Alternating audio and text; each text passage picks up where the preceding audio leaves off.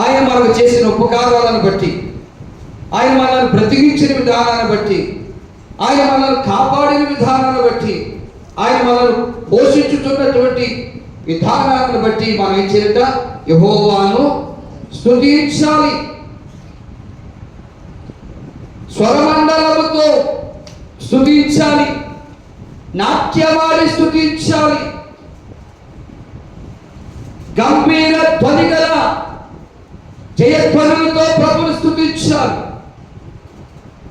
ఎందుకంటే అనేకులకు లేని ధన్యత దేవుడు మనకిచ్చాడు. ఒకనొక దినమందు తల్పి వాయిద్యాలతో యాజకులు దేవుని స్తుతిస్తుండగా ఆ స్తుతిస్తున్న స్థలానికి సౌలు వెళ్ళినప్పుడు వారితో పాటు ఆత్మతో నింపబడి సౌలు కూడా ప్రవచించాడు.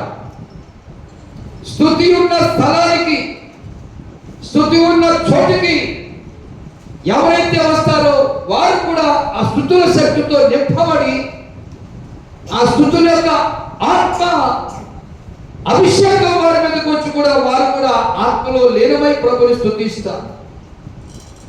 దేవుని స్తుతిస్తున్నప్పుడు దావీదు నాట్యమాడి ప్రభుని స్తుతించాడు. ఎందుకంటే కోల్పోయిన దానిని వల్ల పొందుకున్నాం. ఏమిటి వాళ్ళు కోల్పోయారు? ఇశ్రాయేలీయుల మధ్య ఉన్నటువంటి దేవుని ప్రభావం అనే మందసమును ఫిలిష్తీయులు దోచుకు వెళ్ళారు.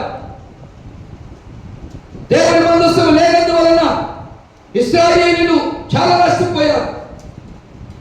అదే మందసం దావీదు ద్వారా విజయాన్ని సాధించి తీసుకొస్తున్నప్పుడు దేవుని ప్రభావం మనకు వస్తుంది, దేవుని సన్నిధి మనకు వస్తుంది, దేవుని యొక్క ఆశీర్వాదాలు మనకు వస్తాయి. సంతోషంతో దావీదు దేవుని నాట్యమాడి స్తుతించాడు. దేవునికి స్తోత్రం, హల్లెలూయా. చూడండి 4వ వచనంలో ఒక మాట అంటున్నాడు, తంబురతోను నాట్యముతోను, అక్షరం తంబురతోను నాట్యముతోను. ఇప్పటి వరకు మనం స్తుతించాం. మరి ఎవరైనా నాట్యం ఆడేలా?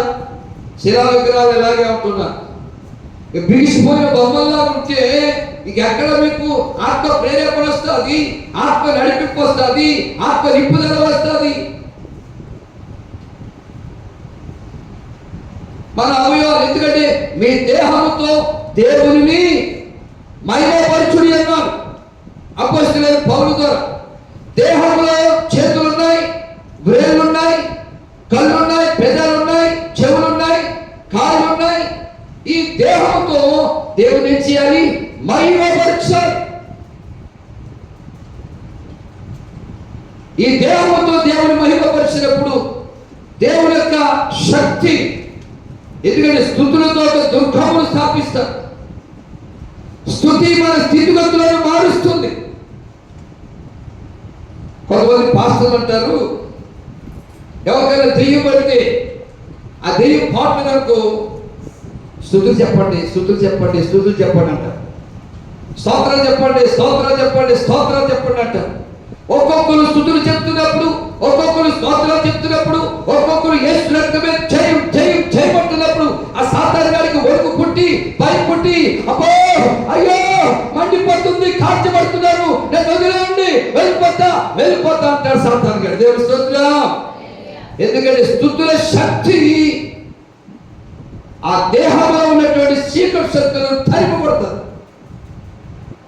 అందుకే కీర్తనకారుడు అంటున్నాడు, యెహోవాను స్తుతించండి. బాధ వచ్చినప్పుడు, శ్రమ వచ్చినప్పుడు, దుఃఖం వచ్చినప్పుడు, కలవరం వచ్చినప్పుడు, ఏమంటే శోధన వచ్చినప్పుడు, శ్రమ మరి ఏదైనా ఇబ్బంది వచ్చినప్పుడు నువ్వు దేవుని స్తుతిస్తే 147వ కీర్తన మొదటి చరణంలో అంటున్నాడు చూడండి. 147వ కీర్తన మొదటి చరణంలో యెహోవాను స్తుతించండి, మన దేవునికి స్తోత్రగానం చేయుట మంచిది. నువ్వు స్తోత్రగానం చేస్తే నీకు మంచి చేస్తాడు. నువ్వు మూగబొమ్మల మౌనం ఉంటే నీకు ఎలా మంచి చేస్తాడు, నీకు ఎలా మేలు చేస్తాడు? నీ దేహంతో దేవుని స్తుతించావు. మన దేహంతో దేవుని స్తుతించినప్పుడు తమ్ములతోనూ, సితారతోనూ, స్వరమండలముతోనూ నాట్యమాడి ప్రభుని స్తుతించాలి.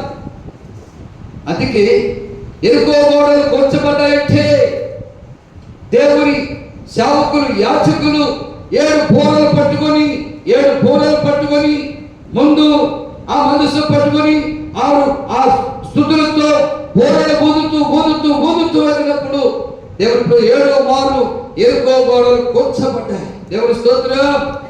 కాబట్టి మనం స్తుతిస్తున్నప్పుడు మనలో ఉన్న బలహీనత కూర్చబడుతుంది. స్తుతుల శక్తి మనలోకి వచ్చి మనం బలవంతులు అవుతాం, ఆరోగ్యవంతులు అవుతాం. శాంతి లేని వారికి శాంతి, నెమ్మది లేని వారికి నెమ్మది స్తుతుల ద్వారా మనం పొందుకుంటాం.